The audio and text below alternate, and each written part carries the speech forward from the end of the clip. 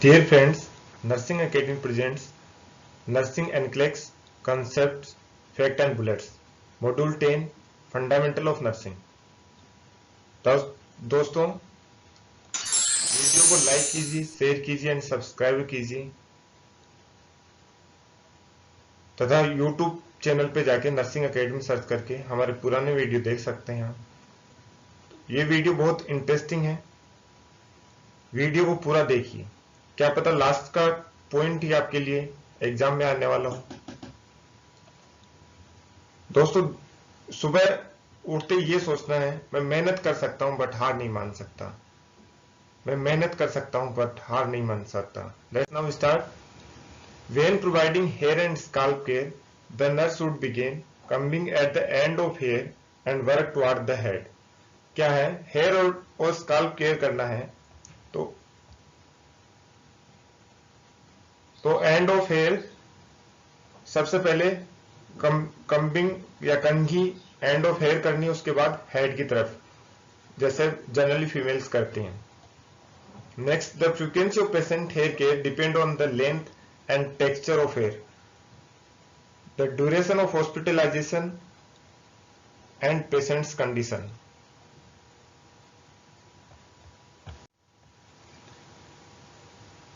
Patient की hair care की उसके लेंथ और टेक्सचर पे डिपेंड करती है, उसके हॉस्पिटलाइजेशन एंड पेशेंट के कंडीशन पे डिपेंड करती है, फ्रीक्वेंसी कितनी बार हेयर केयर करना है।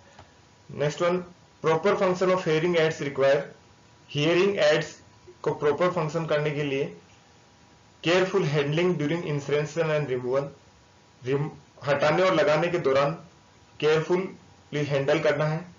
Regular cleaning of the ear pieces to prevent wax buildup, regular clean करना है। Next one, promote replacement of dead batteries, और जो बैटरीज यदि डेड हो गई है सेल, उसका टाइमली रिप्लेस करना है।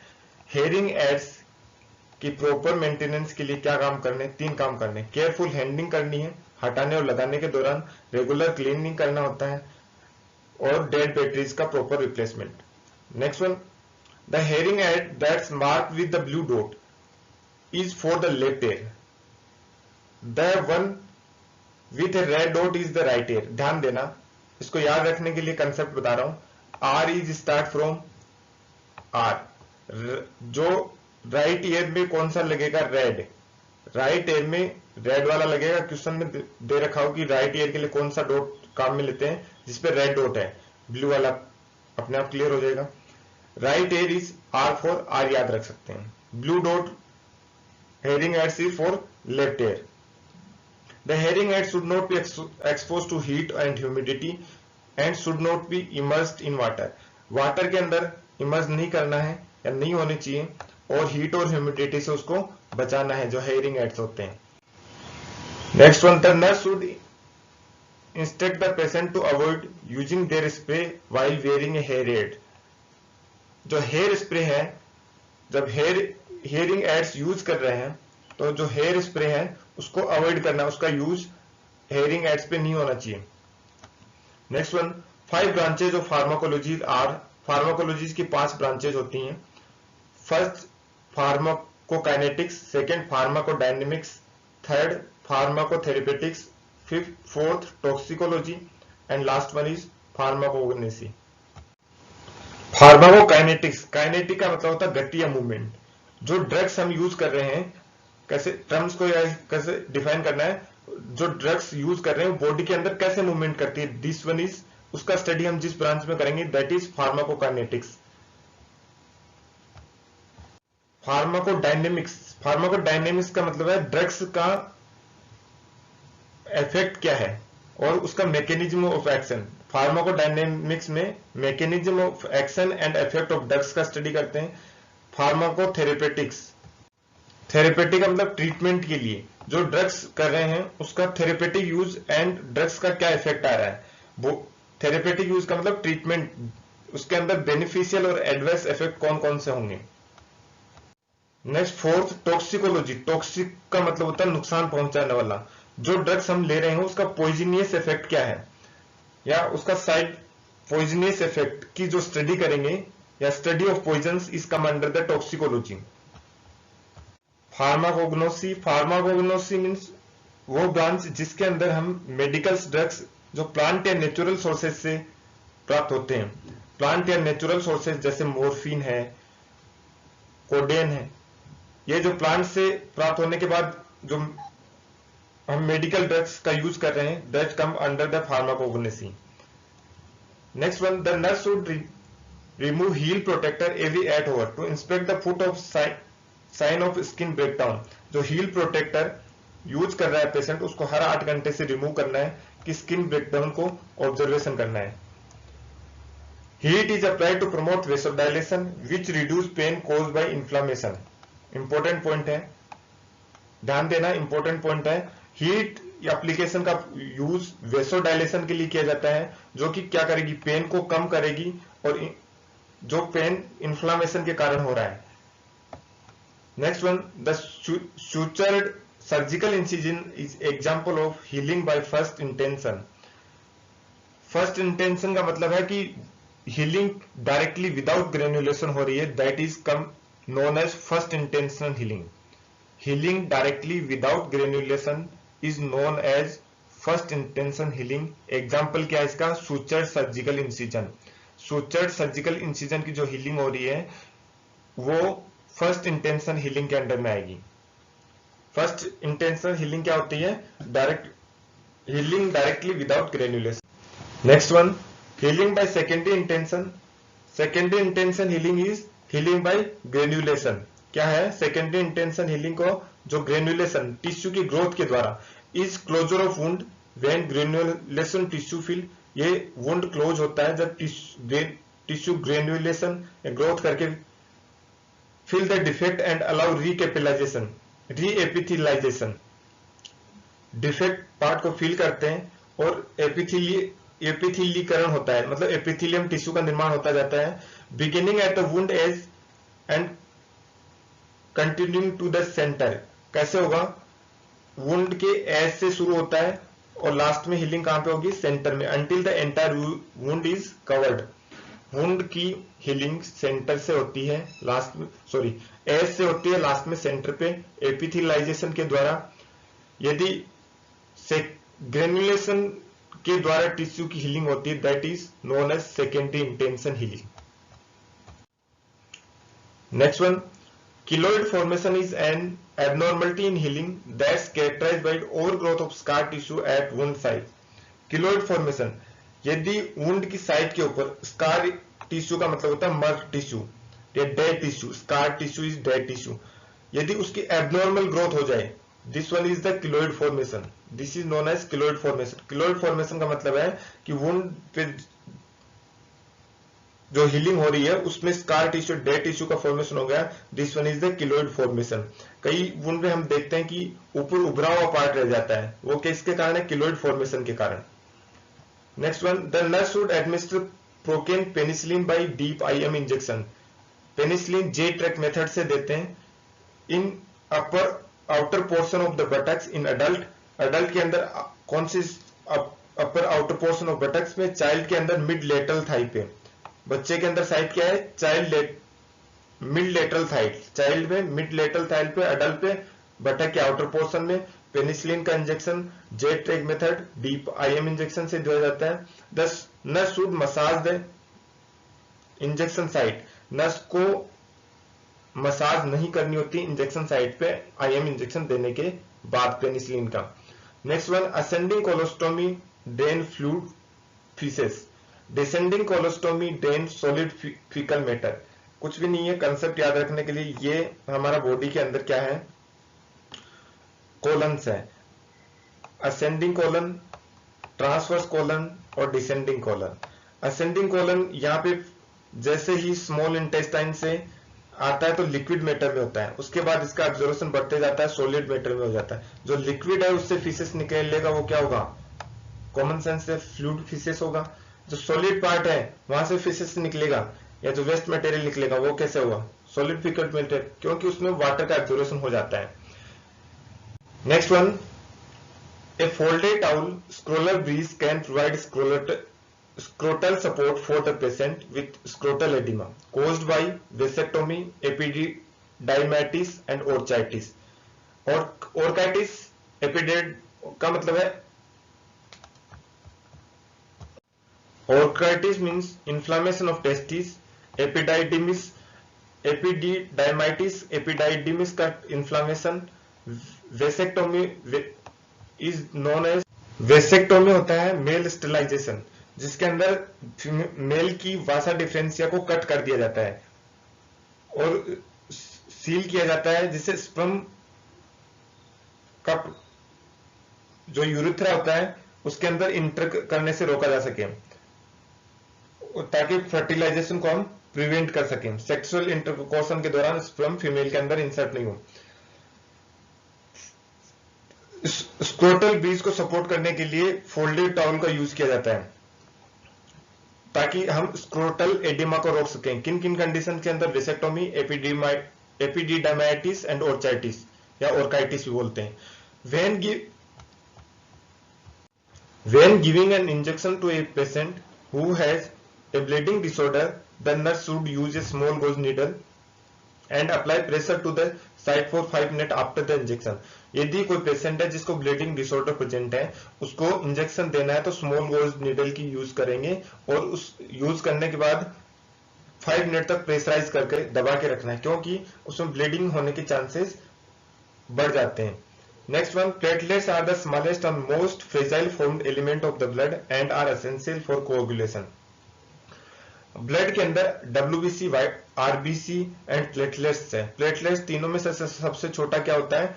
स्मॉलेस्ट होता है, प्लेटलेट्स होता है, जो कि मोस्ट फ्रेजाइल फॉर्म एलिमेंट है, जिसको जो कोएगुलेशन के लिए रेस्पॉन्सिबल होता है, ब्लड की क्लोटिंग के लिए। To insert a nasogastric tube, the nurse instruct the patient to tilt the head of back slightly. NG tube insertion या nasogastric tube insertion प्रोसीजर के लिए हमें कैसे इंस्ट्रक्ट करना है? पहले पेशेंट को बोलना है हेड को थोड़ा सा पीछे करेगी, उसके बाद ट्यूब इंसर्ट कराएंगे। When nurse feel the tube covering the pharynx, then the tube pharynx part तक चली जाए, उसके बाद क्या करना है? The nurse should tell the patient to tilt the head forward. उसके बाद हेड को क्या फॉरवर्ड करने के लिए इंस्ट्रक्ट करना है, ताकि ट्रेकिया क्लोज हो जाए और इसोफेगस की ओपनिंग हो जाए। स्वेलिंग के लिए हम सिप्स ऑफ वाटर भी दे सकते हैं। सीधा सा कंसेप्ट है, पहले हम पेशेंट को बोलेंगे हेड को पीछे करो थोड़ा सा, उसके बाद ट्यूब इंसर्ट कराएंगे, ट्यूब फेरिंग्स तक चले जाने के बाद हम असेस करेंगे, उसके बाद वापिस ऊपर फॉरवर्ड साइड में फॉरवर्ड करेंगे, उससे ट्रेकिया क्लोज हो जाए, इसोफेगस ओपनिंग होगी। उस पानी की स्वेलिंग के लिए ऐसे बोलेंगे पानी पियो, ताकि इजीली इंसर्ट हो जाए। Next one, family with loved ones in intensive care units report that their 4 most important needs are to have their questions answered honestly. जो पेशेंट जो आईसीयू में एडमिट है या जिनको आईसीयू केयर की रिक्वायर्ड है, उनके फैमिली मेंबर्स को हर चीज everything should be explained honestly and assure that the best possible care is being provided to now patient prognosis and feel that there is hope of recovery. Patient को इस या family members को psychological support देना है कि that have the chance of recovery and everything, जैसे उसका vital क्या चल रहा है, उसका रिकवरी के चांसेस कितने हैं, should be explain honestly.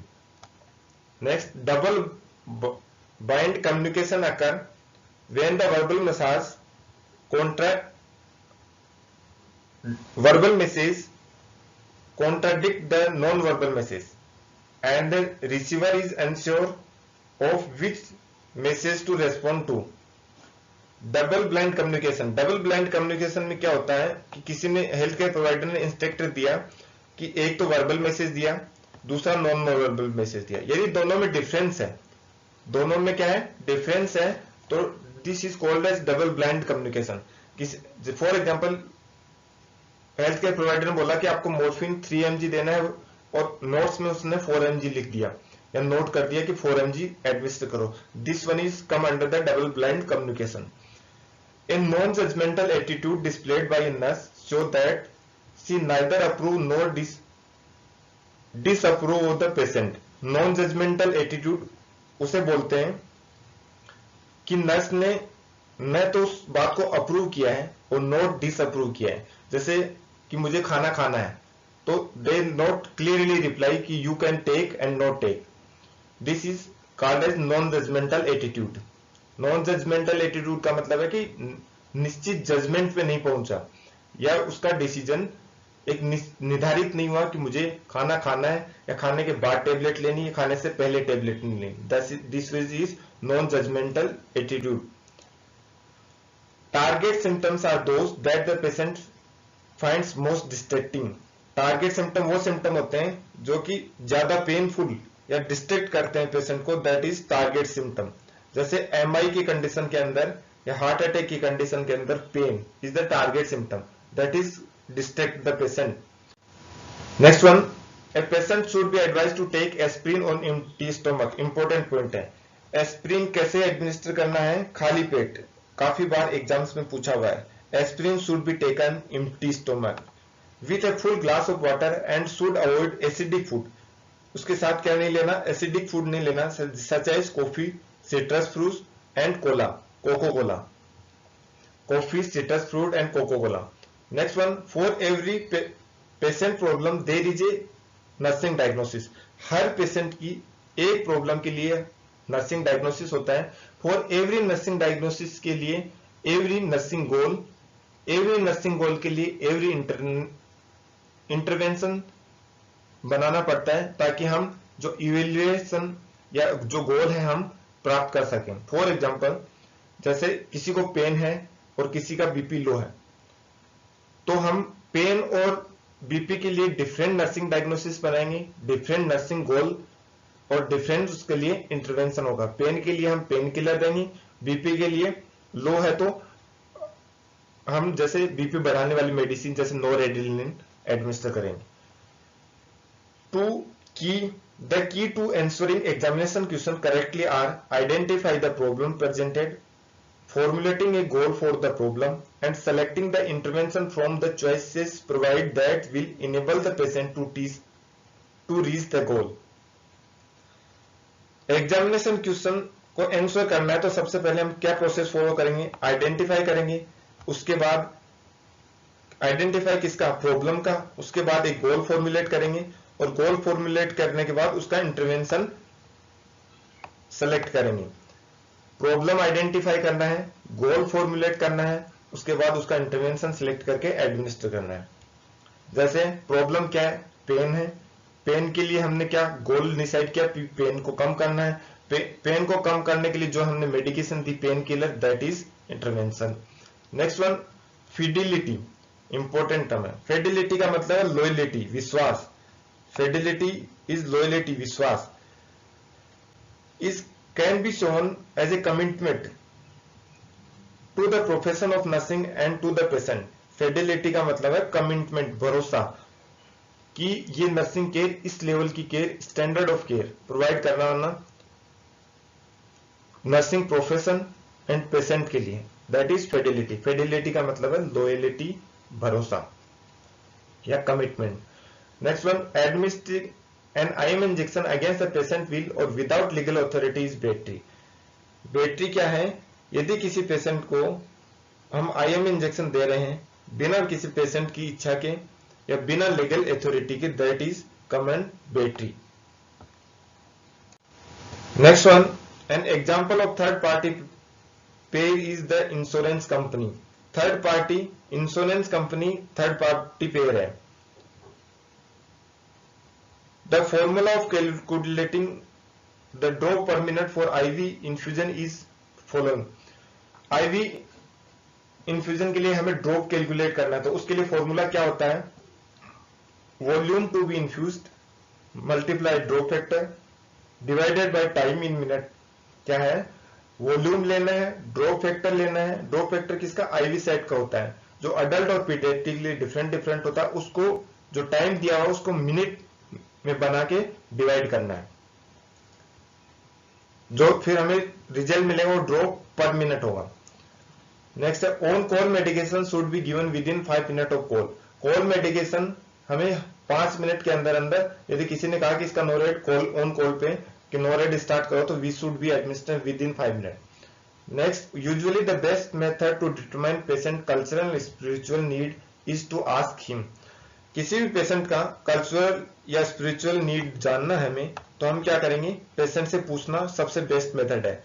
Ask the patient is the best method. Next one, an incident report और unusual occurrence report is not a part of patient record. Question में एग्जाम में काफी बार पूछा हुआ है कि कौन सी रिपोर्ट पेशेंट रिकॉर्ड का पार्ट नहीं है। तो राइट आंसर क्या होगा, incident report and unusual occurrence report is not a part of patient record but it an in-house document that used for purpose of correcting the problem। Incident report का purpose क्या होता है, जो गलती हुई है या जो प्रॉब्लम हुई है उसको डॉक्यूमेंट करके आगे फ्यूचर में गलती नहीं हो सुधार करना, that is the purpose of incident report. या जैसे जो इंसिडेंट हुई, जैसे कि पेशेंट फॉल हो गया नर्सेस की मिस्टेक से, तो उसको रिपोर्टिंग करेंगे, that is come under the incident report. Critical pathway are a multidisciplinary guideline for the patient care.